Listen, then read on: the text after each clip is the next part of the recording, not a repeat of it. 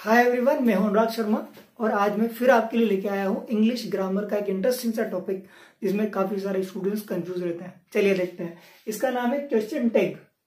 Question tag का मतलब होता है जब आप ऐसे कोई सेंटेंसेस बोलते हैं जिसमें आप ना का यूज करते हैं, है कि नहीं का यूज करते हैं ना। जैसे मैंने आपको बोला कि आप सीख रहे हैं ना, आप सीख रहे हैं ना। हम अंग्रेजी बोलते हैं ना।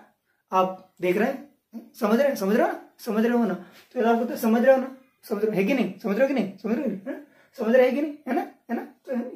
तो दैट इज कॉल्ड, इसे जनरली ग्रामेटिकल भाषा में कंफर्मेशन भी बोला जाता है। क्या बोला जाता है? कंफर्मेशन। किसी इंसान से कंफर्मेशन लेना है। जैसे मैंने बोला कि आप लिखा ना, मैंने लिखा, पर मैंने बोला मैंने लिखा ना, तो आप बोलेंगे हाँ लिखा, हाँ नहीं लिखा। जैसे लिखा यू कैन स्पीक इंग्लिश, आप अंग्रेजी बोल सकते हो ना। तो या तो मैं बोलूंगा आप अंग्रेजी बोल सकते हैं ना, आप अंग्रेजी बोल सकते हैं, है कि नहीं, आप अंग्रेजी बोल सकते हैं ना। तो ये जैसे वर्ड्स होते हैं, छोटे छोटे से वर्ड्स होते हैं। आप अंग्रेजी बोल सकते हैं ना, आप अंग्रेजी बोल सकते हैं कि नहीं, आप अंग्रेजी बोल सकते हैं कि नहीं, आप अंग्रेजी बोल सकते हैं ना। तो ऐसे के लिए ऐसे क्वेश्चंस दे दिया जाता है और हमें ये स्पोकन इंग्लिश में बहुत स्मार्ट साउंड करता है। अब आप देखो ना, आप खुद देखो, आप देखो ना, है ना, देखा ना, बोला। अगर आप ऐसे यूज करते हैं इन वर्ड्स को तो इंग्लिश काफी इफेक्टिव हो जाती है आपकी। स्पोकन इंग्लिश में तो बहुत कमाल की चीज है और ये एग्जाम्स में भी पूछे जाते हैं, इसलिए अपन इसको पढ़ रहे हैं। क्या लिखा? You can speak English. अब उन्होंने दे दिया यूज क्वेश्चन टैग। क्या था? Use question tag.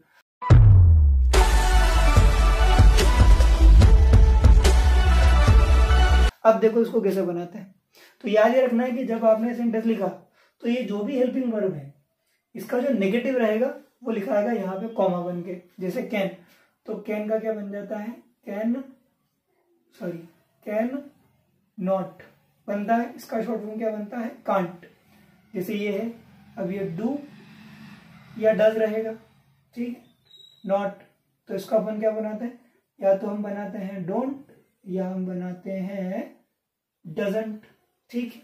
क्या है? विल, तो विल का क्या बन जाता है? विल नॉट का क्या बन जाता है? वॉन्ट। ऐसे ही शुड नॉट का क्या बन जाता है? शुडंट, है ना।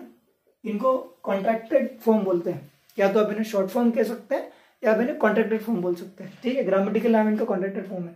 You can speak English. अब मुझे आप बोले आप अंग्रेजी बोल सकते हैं ना, तो पहला काम क्या करो, कैन की जगह आप लेके आओ कैन नॉट, कांट, ठीक है।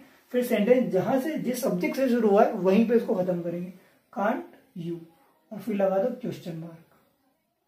क्या बन गया? ठीक है। कहां से यू कैन स्पीक इंग्लिश, आप अंग्रेजी बोल सकते हैं ना। तो कैन नॉट और उसका शॉर्ट फॉर्म कांट, कहां से शुरू हुआ? यू से, तो यू पे स्टार्ट कर दो, ठीक। पहला। दूसरा क्या है? वी लिव इन इंडिया, हम भारत में रहते हैं ना। तो जब आप इसका नेगेटिव बनाते हैं तो वी के साथ डू नॉट आता है ना। तो डू नॉट का क्या दो? डोंट। ये लिखा है, देखो यहाँ पे क्या लिखा है? Do not. क्या बना? डोंट। तो डोंट कहां से शुरू हुआ? वी, तो वी से शुरू कर दो और फिर लगा दो उसके पीछे क्वेश्चन मार्क, है ना। ये क्वेश्चन मार्क लगाना नहीं भूलना है, आपका नंबर कट सकता है, इससे आधा नंबर तो कटेगा। चलो, he will plant a tree, वह पेड़ लगाएगा। आपको क्या बनाना है? वह पेड़ लगाएगा ना। तो क्या करो? विल नॉट का शॉर्ट फॉर्म बनता है वॉन्ट, तो कॉमा लगाओ और कहाँ लगा दो? वॉन्ट।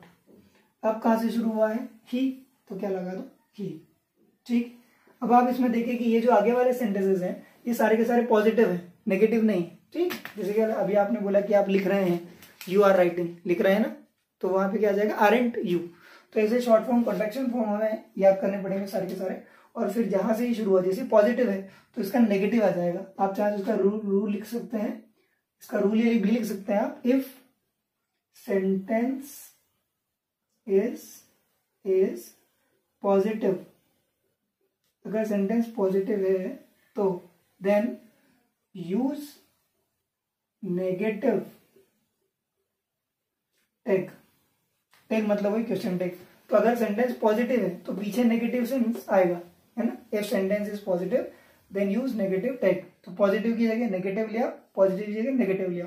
अब देखते हैं आगे। चलिए अब देखते हैं इसका rule number second. Rule number second है कि when subject when sentence is negative use positive tag. यहाँ पे देखिए सेंटेंस नेगेटिव है, ही वॉन्ट कम टूडे, वह आज नहीं आएगा ना। He she didn't complete her work, उसने अपना काम नहीं किया ना। ऐसे बनाना। आपकी मदद के लिए मैंने यहाँ पे कुछ कॉन्ट्रैक्टेड फॉर्म्स लिख दिए हैं। इन तीन को देखना जरूरी, जैसे कैन नॉट का कांट, शुड नॉट का शुडेंट, है ना। डू नॉट का डोंट, डज नॉट का डजंट, डिड नॉट का डिडंट, वाज नॉट का वाजंट। पर आपको ये 3 ध्यान रखनी है। जैसे आपने विल नॉट बनाया तो विलेंट बना देते हैं, विलेंट नहीं बनेगा, that is want, WON'', want.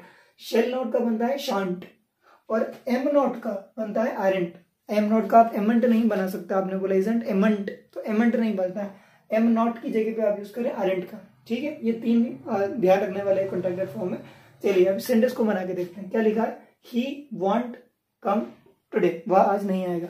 तो अगर सेंटेंस पॉजिटिव है, सॉरी सेंटेंस नेगेटिव है, सेंटेंस इज नेगेटिव, तीन इज पॉजिटिव टेक। अगर सेंटेंस नेगेटिव है तो क्या करो, ये वॉन्ट कहाँ से बना है भैया, विल नॉट से बना है, तो यहाँ पे क्या रहेगा विल, ठीक है। और जहां से सेंटेंस शुरू होता है वह हमेशा याद रखना, वही सब्जेक्ट लिखते हैं, तो यहाँ पे क्या लिख दो, ही, और फिर लगा दो क्वेश्चन मार्क। देखो एक बार बना के देखते हैं। She didn't complete her work, उसने अपना काम पूरा नहीं किया। आपको क्वेश्चन यूज करना है, तो हेल्पिंग वर्ब क्या है, डिड नॉट, तो इसको क्या लगा दो, सिर्फ लगा दो डिड, बीच में कॉमा लगा देना, डिड। कहां से शुरू हुआ, शी से, तो शी भी खत्म हो जाएगा, शी। एक और देखते हैं, they can't fly a kite, वे पतंग नहीं उड़ा सकते हैं, नहीं उड़ा सकते ना, तो ये कैन नॉट है, नेगेटिव है, कहां से बना है, कॉमा लगाओ, लगाओ कैन, देगा बना दो दे से, कैन दे, और लगा दो क्वेश्चन टेक। तो याद रखना, अगर सेंटेंस पॉजिटिव है तो नेगेटिव टेक आएगा, और नेगेटिव है तो पॉजिटिव आएगा। सेंटेंस जहां से शुरू होता है उसका सब्जेक्ट ही आएगा, ही से शुरू हुआ ही पे खत्म हो गया, शी से शुरू हुआ शी पे। आपको कंफ्यूजन ये भी हो सकता है कि ऑब्जेक्ट लगा दे क्या, ही की जगह हिम लगा दे, शी की जगह हर लगा दे, वी की जगह एस लगा दे, नहीं आएगा। जहां से शुरू हुआ है सेंटेंस वहीं पे खत्म हुआ। देखिए यहाँ पे रूल नंबर 3 मैंने लिखा है। रूल नंबर 3 ये बोलता है कि अगर कभी भी किसी सेंटेंस में किसी चीज का नाम आ जाए, है ना, जैसे राम आ गया, इंडिया आ गया, अंकित आ गया, है ना, जब भी नाम आ जाए तो हम नाम पे ही उसे खत्म नहीं करेंगे, वो एज पर द जेंडर खत्म होगा। If name is mention can use as per the gender. क्या लिखा है, राम कैन वॉक, राम चल सकता है, तो पहले क्या बना, पहले तो पॉजिटिव सेंटेंस है, उसको नेगेटिव बना कांट, ठीक। अब यहाँ पे आप डायरेक्ट राम ही नहीं लिखेंगे, राम कैन वॉक, तो कांट राम नहीं आएगा। राम क्या है, ऑब्वियसली मेल है, तो क्या आएगा, ही, कांट ही, और फिर लगा दो क्वेश्चन टेक। तो ये गलती ना करके आप Ram can walk, can't Ram नहीं आएगा। ये क्या लिखा है, India will win the match, India will win the match. तो पहले देख लो सेंटेंस पॉजिटिव है तो इसको लगाओ नेगेटिव, कॉमा लगाओ, लगाओ वांट। अब आपने क्या करा, आप ले दिया वांट इंडिया, नहीं आएगा। अब देखो इंडिया है, नाउन है, नॉन लिविंग थिंग है, लिविंग थिंग है पर नाउन है, तो क्या आएगा, इट आएगा। इसके लिए आप यूज कर दो इट, और लगा दो क्वेश्चन मार्क। अगला देखो, इसमें क्या है, अंकिता अंकिता स्पीक्स इंग्लिश, यहाँ पे 2 है, एक मेल है और एक फीमेल है। अब आप ही लगाएंगे या शी लगाएंगे, तो जब भी एक से ज्यादा की हम बात करते हैं तो हमेशा यूज करते हैं दे का। सेंटेंस का है स्पीक्स, प्रेजेंट सिंपल है, प्रेजेंट इंडेफिनिट है, तो क्या लगा दो डोंट दे, और लगा दो क्वेश्चन मार्क।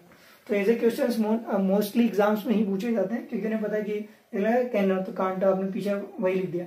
तो याद हमेशा ये रखे कि जहां से सेंटेंस शुरू होता है तो उसका सब्जेक्ट आएगा, ना कि नाम आएगा, है ना। जैसे मैंने बोला कि फेन इज वर्किंग, इजंट इट, तो ऐसे भी बन सकता है। चलिए आगे देखते हैं। मैंने यहाँ पे 3rd वाला रूल लिखा है, if gender is not defined mention, अगर जेंडर नहीं दिया हुआ है देन यूज ही। अब देखो यहाँ पे क्या लिखा है, स्टूडेंट इज नॉट लर्निंग और स्टूडेंट्स आर नॉट लर्निंग, अलग अलग चीजें। स्टूडेंट नहीं सीख रहे हैं, तो स्टूडेंट मेल और फीमेल दोनों हो सकते हैं, स्टूडेंट कुछ भी हो सकता है। तो जब ऐसा कोई कंफ्यूजन हो रहा है, जैसे बोल दो टीचर टीचर्स इन क्लास, तो टीचर जो है वो क्लास में पढ़ाते हैं। अब टीचर मेल और फीमेल दोनों हो सकते हैं, तो यहाँ पे हम क्या करें, पहले तो देखो नेगेटिव सेंटेंस है तो पॉजिटिव में करो, इसको कॉमा लगाओ इज। अब जब भी अनडिफाइंड मतलब डिफाइन नहीं किया जाता है जेंडर को, अनडिफाइंड जेंडर होता है तो हमेशा ही का यूज करते हैं, तो क्या हो जाएगा इज ही, और लगा दो क्वेश्चन टेक, ठीक। अब देखो स्टूडेंट्स आर नॉट लर्निंग, मतलब एक से ज्यादा स्टूडेंट है ना, तो एक से ज्यादा के लिए तो अपन दे का यूज करते हैं। स्टूडेंट्स आर लर्निंग, तो आर और क्या लगा दो दे।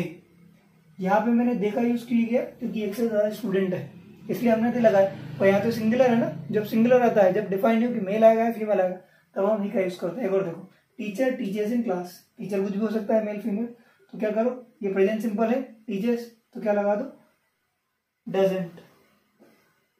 फिर टीचर है तो क्या लगा दो ही, यहाँ पे भी जेंडर डिफाइंड तो भी हम लगाएंगे ही। अब क्या है, टीचर्स टीच इन क्लास, एक से ज्यादा है, टीचर्स टीच इन क्लास, तो क्या लगा दो डोंट, और एक से ज्यादा के लिए हम क्या लगाते हैं दे, ये बन गया क्वेश्चन टैग। ऐसे क्वेश्चंस आपको मोस्टली कंफ्यूज करने के लिए पूछे जा सकते हैं। इनका और ज्यादा से ज्यादा आप हो सके तो प्रैक्टिस कीजिएगा। उम्मीद करता हूं कि आपको इस वीडियो से कुछ ना कुछ सीखने को जरूर मिला होगा। अगर आपने कुछ सीखा है तो उन लोगों को जरूर शेयर करें जिसे इसमें से सीखना चाहिए। मिलता हूं आपसे अगले वीडियो में। Till then good bye and take care.